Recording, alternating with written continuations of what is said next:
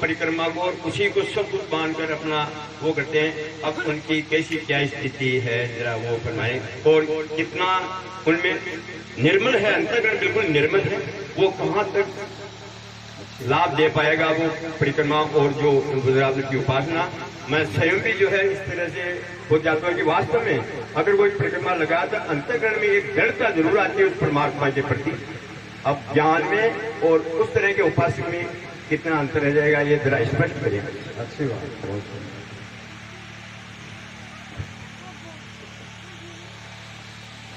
गोस्वामी जी महाराज बहुत सुंदर, गोगाराम जी महाराज ने बड़ा अच्छा प्रश्न किया है।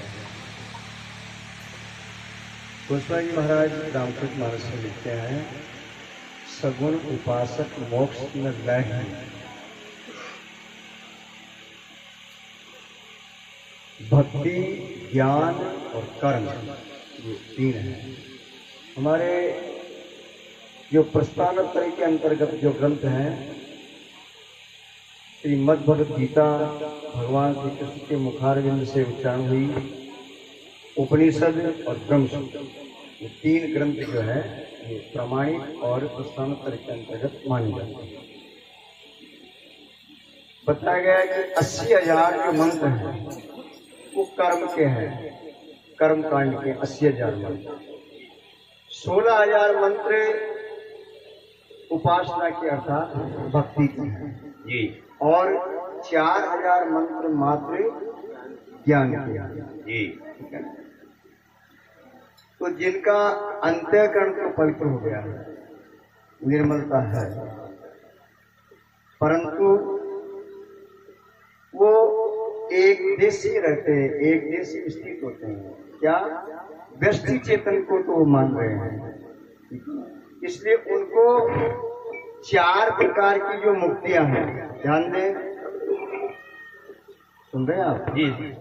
4 प्रकार की जो मुक्तियां शास्त्रों के, सालोक्य, सामीप्य, सायुज्य, सारूप्य, 4 भगवान की मुक्तियां हैं जी। तो वो जैसे गीता में भगवान से अर्जुन प्रश्न कर रहे हैं कि हे भगवान, ये जीवात्मा आपको न समझ करके जो कुछ कर रहा है आपको प्राप्त करने के लिए, आपको न समझ करके आपको प्राप्त करने के लिए जो कुछ कर रहा है, तो कहीं ऐसी स्थिति तो नहीं हो जाएगी छिन्न भिन्न बादल की तरह। आप जो लोग गीता पढ़ते हैं उसमें लिखा है कि कहीं छिन्न भिन्न बादल की तरह तो नहीं हो जाएगा, ये है ना, नष्ट नष्ट तो नहीं हो जाएगा। तो भगवान उत्तर देते हैं, अर्जुन ऐसा नहीं है, मेरा भक्त जो उसका नाश नहीं होता है, उसका नाश नहीं होता है। तो क्या होता है भगवान, फिर जो यात्रा कर रहे हैं, परिक्रमा कर रहे हैं, इनका क्या होगा? फिर ये निर्मल भी है, इनका क्या होगा? तो देखो कितना सुंदर उत्तर दे रहे हैं भगवान, ध्यान देना, फिर बोलना मत। इससे क्या होगा अर्जुन, ये फिर शरीर छूटने के बाद में श्रीमान कुल के अंदर इनका जन्म होगा। समझे आप लोग, इनका श्रीमान कुल के अंदर जन्म होगा, और फिर उस श्रीमान कुल कौन सा कहलाता है? जहाँ निरंतर सत्संग होता है, जहाँ निरंतर उपनिषदों की वाणी होती है, उस कुल में इनका जन्म होगा, और ये मेरे यथार्थ स्वरूप को, अपने स्वरूप को जान करके और मोक्ष को प्राप्त कर। बोलो सच्चिदानंद भगवान। सुरगण जो भक्त है उसमें दास भाव है, सेवक भाव है, वो अपने आप को प्रभु में समर्पित करता है। मैं आकांक्षा को उसके अंदर से त्याग देता है। हमारे इस प्रकार के देवी देवता है जिनकी आस्थाओं को हम भटका नहीं सकते। जैसे वर्तमान में शाला संधान है, खाटू अमर धाम है, डीजी कल्याण जी हैं, अभी गुजर समाज की जोधपुरा के अंदर हिमाचल हिमालय तक की वन यात्राएं आती है, बड़ी प्रतीक्षा करते आते हैं। अभी रामदेव जी कहाँ, गुजरात, महाराष्ट्र, MP, बिहार तक के लोग जो है पैदल इस समय चल रहे हैं। रामदेव जी के जा रहे हैं, तेजा जी महाराज के जा रहे हैं, अनंतर हमारे क्षेत्रीय जो हमारे ग्राम देवता है, कई जगह मान्यता प्राप्त है, उनके भी पैदल यात्री आ रहे हैं, समूह के साथ आ रहे हैं, गाजे बाजे के साथ आ रहे हैं। मैं समझता हूं कि उनकी भावनाओं का आदर करते हैं, भाव करते हैं, उस देवता के प्रति उनका भाव है। ऐसे तो पत्थर है, मानो तो देव नहीं तो माटी का लेव है। मैं समझता हूं कि हमारा कुछ समाज विभिन्न संदर्भ से जुड़ा हुआ है महाराज। और प्रोजेक्ट के अंदर आप सर्वे करोगे, आप देखोगे तो सोगुरु उपासक ज्यादा है। अब निर्गुण हो सुरगुण हो, जब तक अपनी मनोवृत्तियों को, अपनी आकांक्षाओं को, मनोवृत्तियों को नहीं सुधारे, महाराज ने बार बार यही कहा, वो निर्गुण हो चाहे सुरगुण हो, कोई भी हो, ऐसा उनके लिए सम्मानित रूप से है। अब ध्यान है, एक पाखंड का ध्यान करना, बुरी नहीं मानना, इसमें इस प्रकार के एक लोग है गृहस्थी होकर के कहते ज्ञान। गृहस्थी को तो रात दिन भोगों में तो लिप्त है, वासनाओं में लिप्त है, और मंच पर व्यास गति पर बैठ करके ज्ञान दे रहा है। गृहस्थी होकर के कहते ज्ञान और अमली होकर के धरे ध्यान। अमल इतना सा जमा लिया और नशे में झोंक रहे भगवान का ध्यान कर रहे। गृहस्थी होकर के कहते ज्ञान, अमली होकर के धरे ध्यान, और योगी होकर के ठोके भग। एक गुरु जी तीनों की तीनों ठग। मैं सन्यासी हूं, मैं बचपन से त्यागी, इसी बादशाहों से भोग से बहुत दूर हूं। अगर मैं नाना प्रकार के भोग भोग रहा हूं, नाना प्रकार के रसायनों को आनंद ले रहा हूं, तो फिर मैं योगी नहीं। आडंबर है। एक पुलिस वाला की ड्रेस हो जाती है तो उसको क्या कहते हैं अपने लोग? ये पुलिस वाला कहते कि नहीं कहते? एक मिलिट्री में जवान मिलिट्री वाला हो जाता है। ये हमारी ड्रेस है। इसका नाम क्या है? इसका नाम है भगवान। इसका क्या नाम है? इसको कहते हैं भगवान। ये भगवान भग से प्रकट हुआ है। भग इस प्रकृति का चिन्ह है। इसका नाम, भगवान का नाम भी भग से बना हुआ है, और इसका नाम भी भगवान भग से बना हुआ है। और भग एक ऐसी चीज ने कि उसको अगर नहीं मानता तो वो सबको भक्षण कर जाती है, समूल को नष्ट कर देती है। हमारे हिंदुस्तान में कामाख्या देवी का मंदिर है, या आज भी भक्त की पूजा होती है। आज भी महीना में 3 दिन पटबंद रहता है, वो मूर्ति रजुस्ता। ऐसे भारत में अनेक चमत्कार है, अनेक परिस्थितियां है जहां देवी देवता में प्रत्यक्ष में देखने को मिलता है।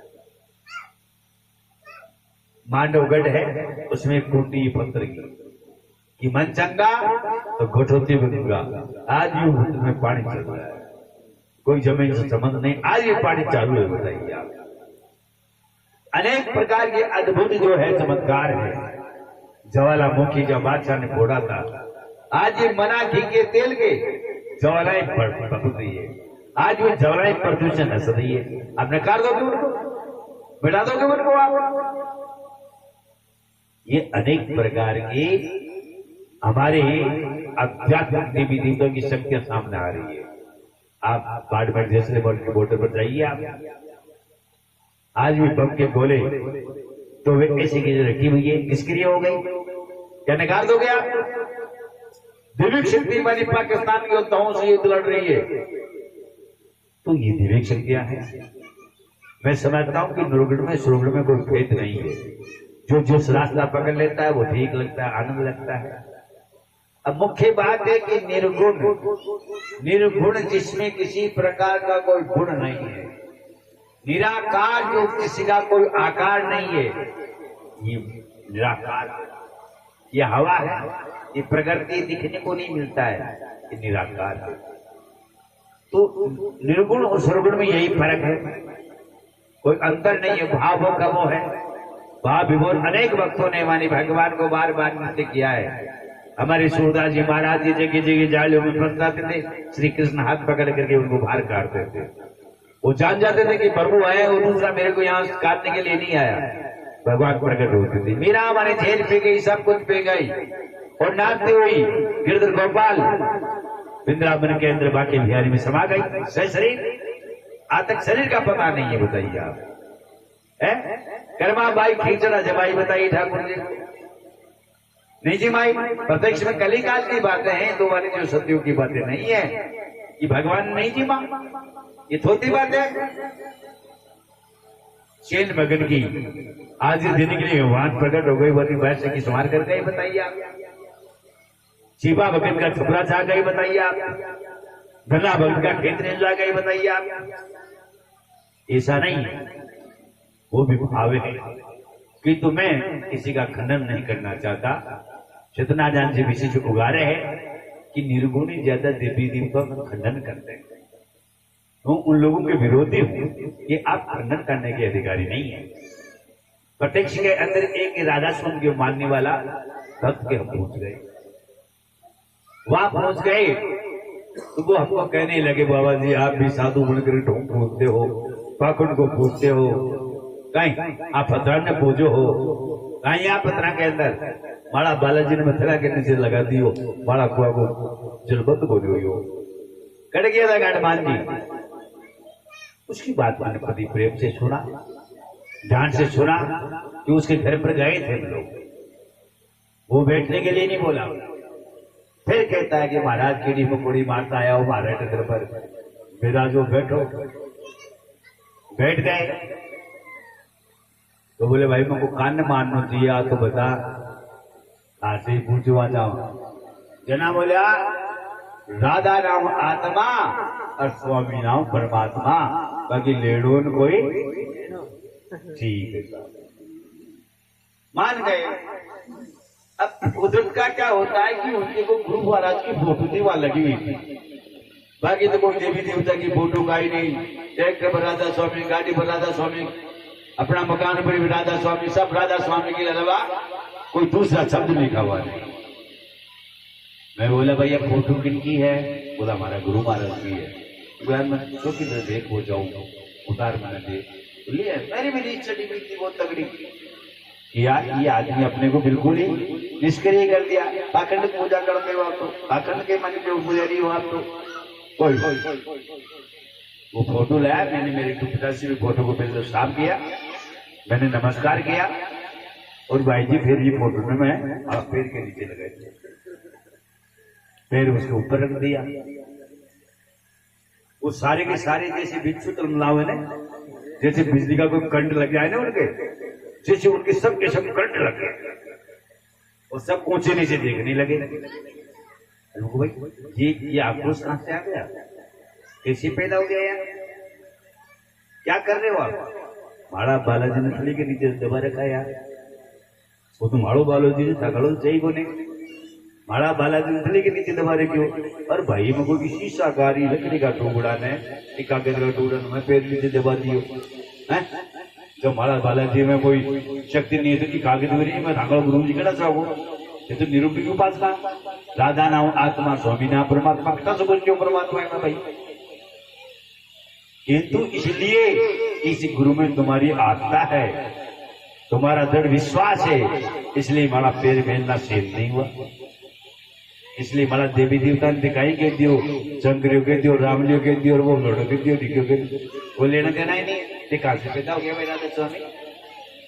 हम तो आदि अनादि काल से जो सृष्टि रचयिता जो परमात्मा है, हमारे वेद वेदांतों में जो लिखा गया है, आदि अनादि काल से पूजा रहे, उसको पूजने को अलग से तो हमारा कोई सन्यास बनाया नहीं, अपने भाई अलग से बनाया है। आज तो कहती है आइंदा किसी के साथ देवता का खंडन नहीं करना। मान तो राधा स्वामी ने मान का नहीं मान का मतलब है यार, हरी स्वतंत्रता का ही नहीं पूछ तू तो आ नहीं कहेगा कि राम जी का ही है, लक्ष्मण जी का ही है, शंकर जी है, ये नाम लेना बंद कर दो। जब तुमको रावण से लेना देना नहीं है तो इनकी मन निंदा क्यों करते हो? तो निंदा करने का क्या तुमने अधिकार ले रखा है इसका? इन मारी माफी मांगी की फोटो हमारे साथी के लगाई वो गुरुदेव माफी करना अतर शिक्षा ने ज्ञान देवा के नियम को कर्म किए हुए। तो इसलिए मेरी दृष्टि के अंदर मैं खुद शोगुण उपासक हूँ, रोज भगवान की पूजा करता हूँ डेली, आज नहीं डेली। अभी श्रावण महीना चल रहा है, बिल पत्र चढ़ाता हूँ, मंत्र बोलता हूँ, बड़ा आनंद आता है, मेरी आत्मा में बड़ा आनंद आता है, बड़ा सुगुण, मेरे को खुशी मिलती है। अब उपासन से तो भगवान की मूर्ति पत्र की है, किंतु मेरा भगवान है कि मैं भगवान को साक्षात पूजा कर रहा हूँ, साक्षात उनको नीला रहा हूँ, साक्षात उनको दूध चढ़ा रहा हूँ, साक्षात चावल चढ़ा रहा हूँ, बिल पत्र चढ़ा रहा हूँ। भाव है मेरा भाव को कौन बदल सकता है? बदल सकता है कोई? इसी प्रकार से मैं समझता हूँ सबके तो नहीं है, किंतु हमारे देवी देवताओं की जो परिक्रमा कर रहे हैं, पैदल यात्री कर रहे हैं, सो में से कम 30% आदमी की भावनाओं की जो मन में कल्पना होती है वो देवता उनकी पूर्ति करता है।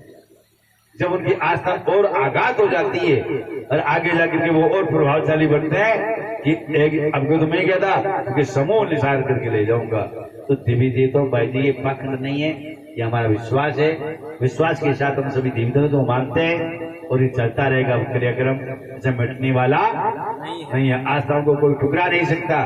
आज तक ज्ञान विज्ञान ब्रह्म ज्ञान प्रकट होता हुआ है, किंतु आज तक हिंदू समाज का मोड़ बना नहीं सकते। आदि अनादि काल से होली दिवाली मनाते आ रहे हैं, सभी देवी देवता की पूजा करते आ रहे हैं। ऐसा नहीं कि आज ही बहनों का बना हुआ है, जब सबसे है जब से ये हमारी आस्था है। और शिव गुणोपासना भी ये कहता है सब में एक है, सिया राम मैं सब जग जानी, करूं प्रणाम जो भी पानी। इसमें भगवान नहीं है, बताइए आप। प्रहलाद ने अपने पिता से कहा था तो कष्ट देने के बाद में कि मेरा हे पिताश्री, मेरा भगवान खम्भ में है, खड़ग में है, आप में है, मुझ में है, पृथ्वी के कण कण में मेरा भगवान है। कहा नहीं है भगवान? किसी को भगवान नहीं है, किंतु भगवान इष्ट है। भारतीय संस्कृति विभिन्न समाजों से जुड़ी हुई है, विभिन्न जाति समाज से जुड़ी हुई है, विभिन्न अनेक प्रकार से जुड़ी हुई है, किंतु हमारी प्रत्येक आस्था ईश्वर के प्रति एक है, एक रहेगी, एक चलती रहेगी। इसको कोई बदलने वाला आज तक कितने लोग को सृष्टि के ऊपर प्रकट हुए हैं, कितने लोग स्वयं को अपने भगवान सिद्ध किया है। भगवान रजिस्ट्री आपकी धर्म में पैदा हुआ है, स्वयं को अपने भगवान मान लिया कि भाई भगवान होता है कि स्वयं मैं क्योंकि मैं हीरापुरी भगवान हूँ, दूसरा नहीं है, ये नहीं हो सकता। हमारी कितनी हीरापुरी प्रकट हो रही है सृष्टि के अंदर। ईश्वर तो वो एक है, एक में समाहित है, सब में समान है। तो मैं ये कहना चाहता हूँ सत्यनारायण जी, मेरा प्रश्न ये है कि आपने माइक देकर के मेरे को बहुत लंबा चला दिया कि निर्गुण में और स्वरूप में अंतर क्या है, क्या उपासना में या किसी भाव में या विचार में एक दूसरे से बढ़कर है या कमती बेसी है, इसकी व्याख्या कीजिए। हरिओम। थोड़ी सी हमारी प्रार्थना, आपने सब देवी देवताओं को भी लिखा, प्रभु के जितने रूप है, मूर्ति है, जो भी सबके लिए कहा। भगवान कृष्ण ने गीता में अर्जुन को यह भी कहा है कि जो भक्त मेरा जिस रूप में मेरे को पूजता है, मेरी आराधना करता है, उसको मैं उसी रूप में फल देता हूँ। बालाजी को पूजेगा, बालाजी की आराधना करेगा, बालाजी के रूप में मैं ही आता हूँ और मैं ही फल प्रदान करता हूँ। वो फल प्रदान करने वाला एक ही है, सब में वो एक ही है, और मानना भी चाहिए हमको।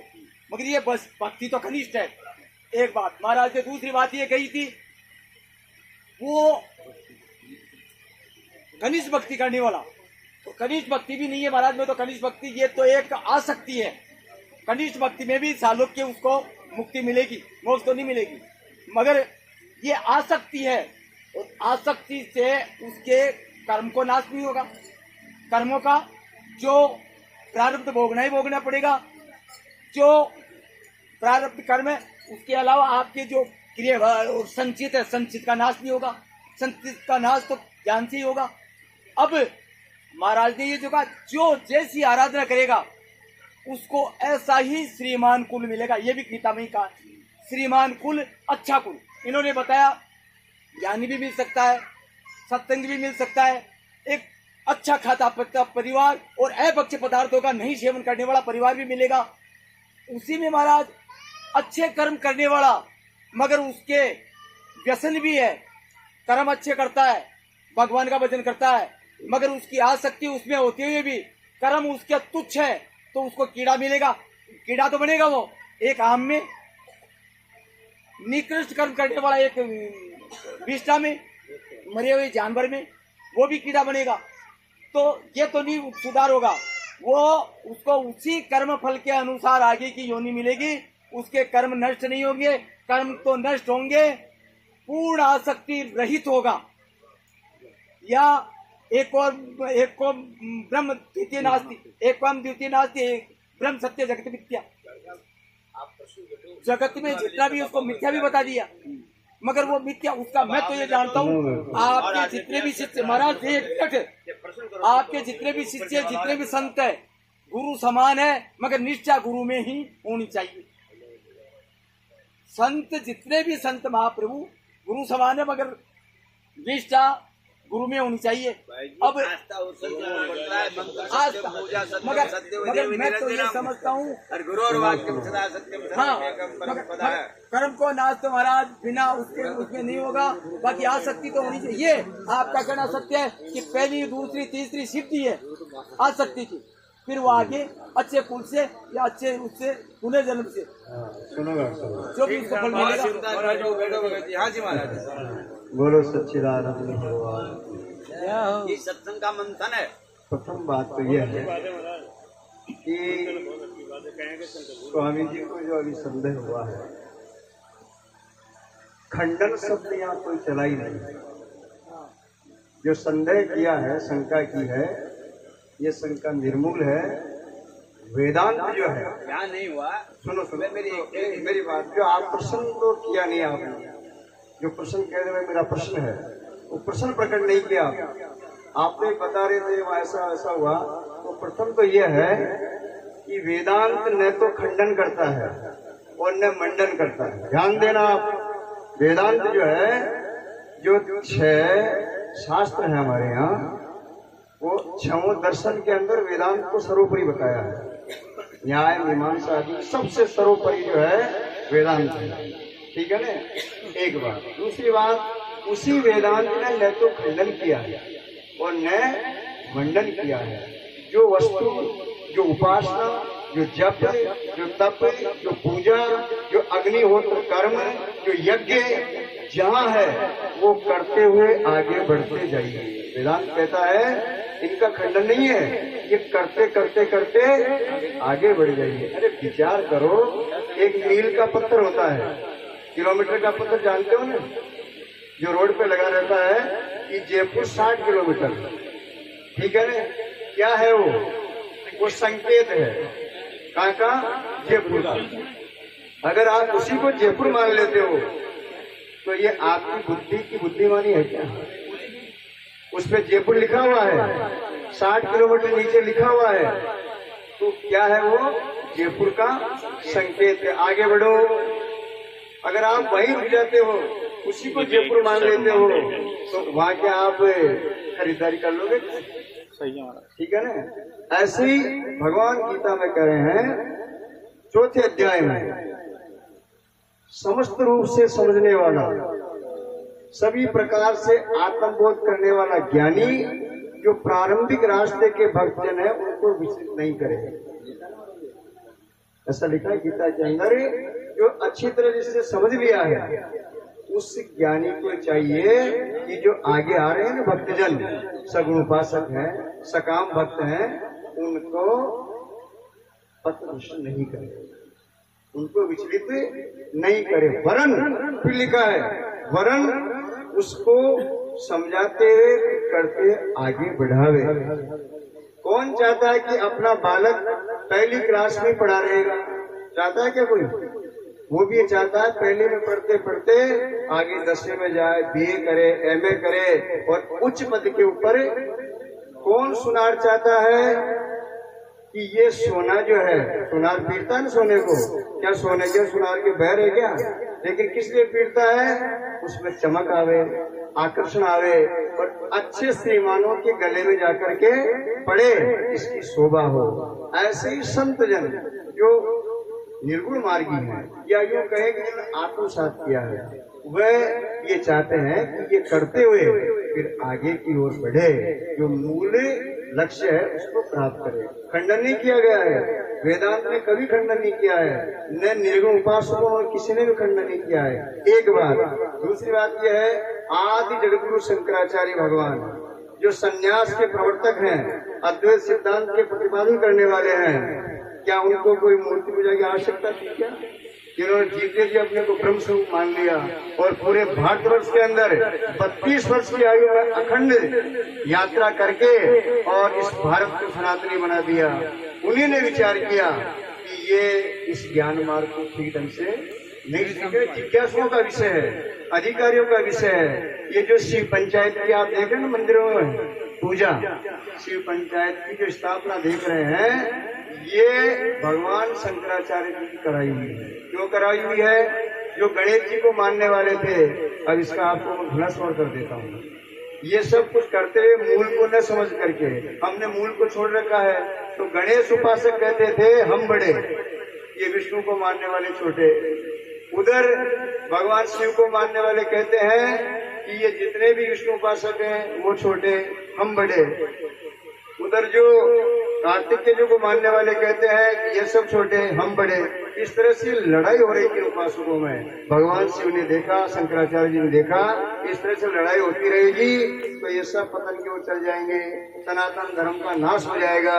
उन्होंने शिव पंचायत एक जगह बैठाई, सबको समझाया, कहा जो शिव है सोई विष्णु है, जो विष्णु है कोई शिव है, वही ब्रह्मा है। और आप ध्यान दें, जो भी शिव उपासक हैं, मूल को न समझने के कारण से हम ऐसी भाषा का प्रयोग करते हैं। और आप ध्यान दें, भगवान शिव की जो आरती है उसमें स्पष्ट लिखा हुआ है, ब्रह्मा विष्णु सदाशिव जानत अविवेका।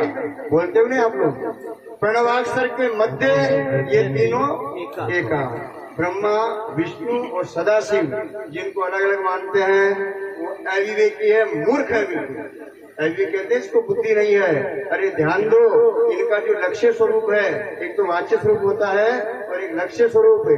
लक्ष्य स्वरूप में ब्रह्मा जी विष्णु जी शिव जी कुछ नहीं, ये तीनों एक ही है। कहाँ वेदांत ने खंडन किया है? ऐसे ही रामचरितमानस में गोस्वामी लिखते हैं, अगुणई सगुणई नहीं कछु भेदा। लिखा ना, अगुण में और सगुण में वास्तव में भेद नहीं है। कब भेद नहीं है? जब इसके मूल को आप समझ लोगे। और जब तक मूल को नहीं समझोगे तो आपकी भ्रांति बनी रहेगी। और अगर ऐसा नहीं होता, बालकांड में गोस्वामी जी नहीं लिखते, बिनु पद चलई सुनई बिनु काना, बिनु कर कर्म करई विधि नाना, आनन रहित सकल रस भोगी, बिनु बानी बढ़ता पग जोगी, तन बिनु परस नयन बिनु देखा, ग्रही ग्राण बिनु बास अशेषा, असी सब भांति अलौकिक करनी, महिमा जासु जाय नहीं भरनी।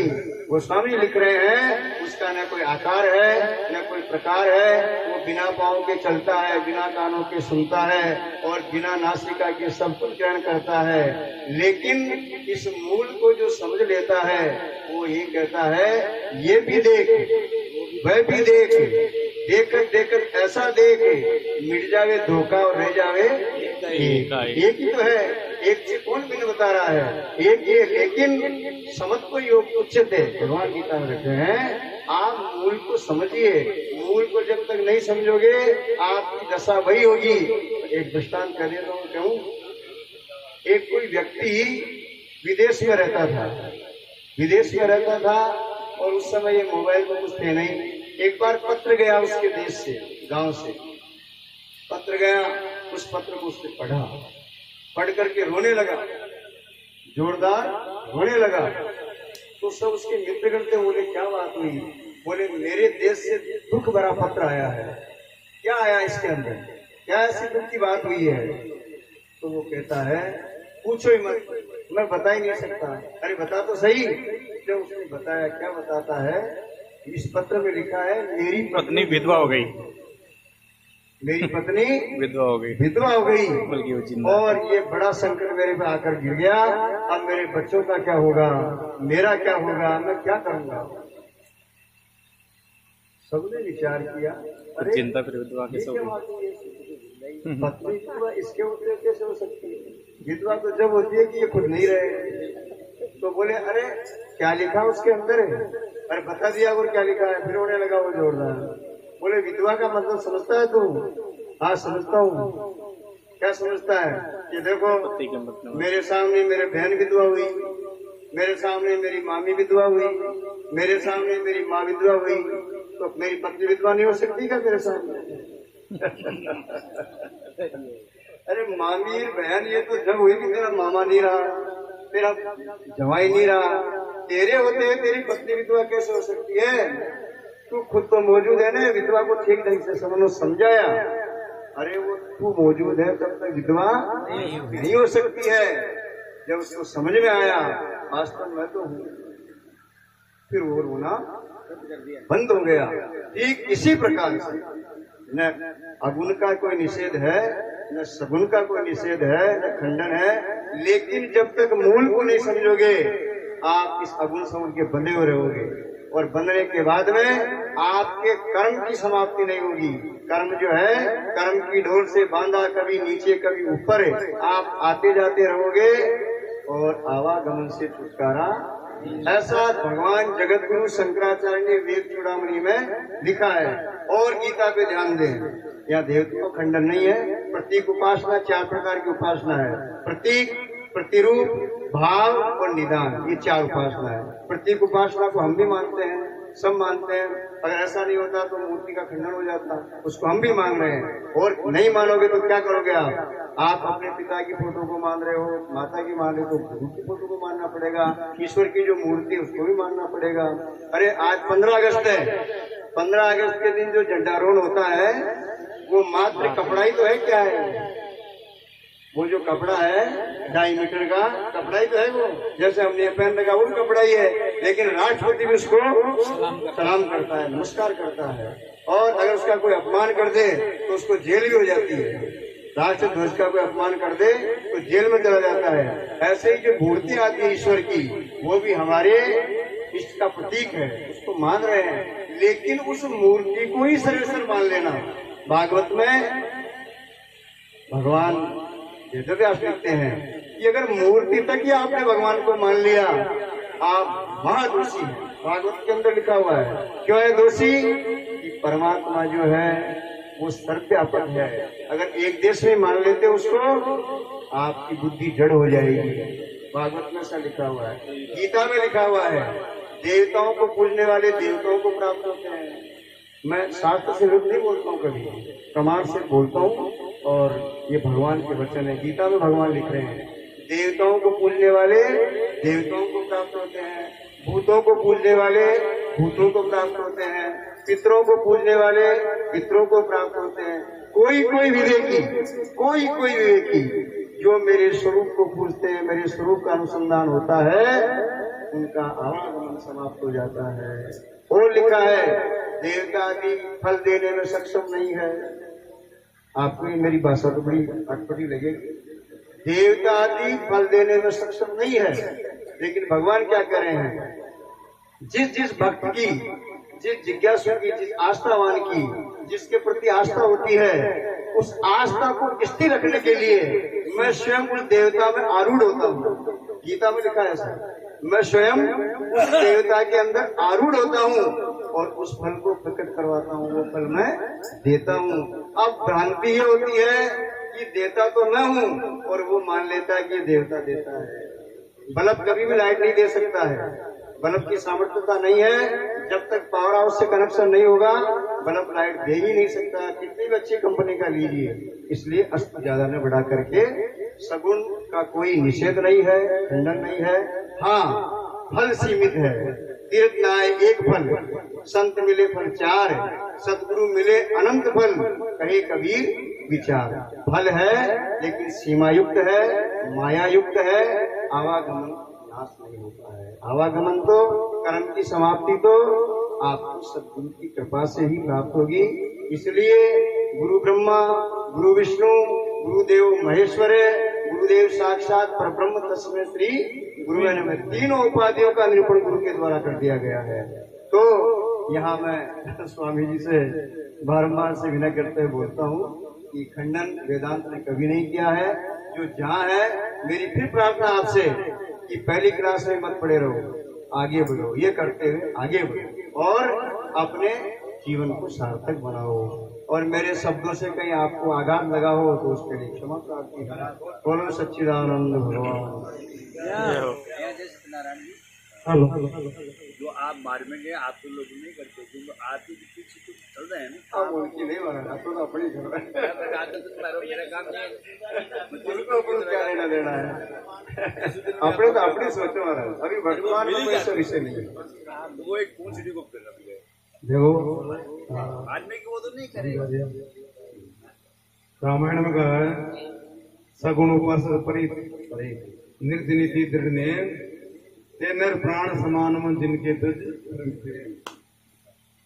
वो रामायण में एक दे के दिया और एक दिया भगवान ये भी कहा सगुण निर्गुण उपासन सुलभ थी जान सके जे खोय सगुण अगुण नाना चरित्र सुन मन मन ब्रह्म सगुण में काफी अगुण भरे हैं सुनकर पार्वती जी ने जगत जनी उसके ब्रह्म हो गया। बिल्कुल बिल्कुल हो गया। वो कि ये परमात्मा है जो सीता की खोज में लगे हुए हैं, हाय सीता करते फिर रहे। ज्ञान बोध न होने के कारण तो हनुमान जी ब्रह्म में फंस गए खुद। वो काल नेमी था ना, काल नेमी के सामने जाकर के खुद ब्रह्म में फंस गए हनुमान जी, नहीं निरूपण कर सके। और जो उन्होंने आत्म मंथन किया और विचारा एकदम से ये तो साधु नहीं है। इसलिए ये कहा है कि भाई आप सब जानिए, आप कलकत्ता को, बम्बई को, कनाडा को, सबको जानिए, लेकिन अपने आप को भी जानिए। अपने आप को जब तक नहीं जानोगे तो कुछ आने वाला नहीं है। अब एक बोलो। एक मिनट में आप लोगों से क्या लेना चाहता हूँ मत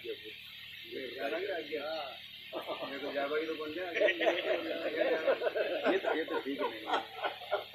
मैं ये जमान को पहले ही बोल दिया था हिसाब से घुमा कर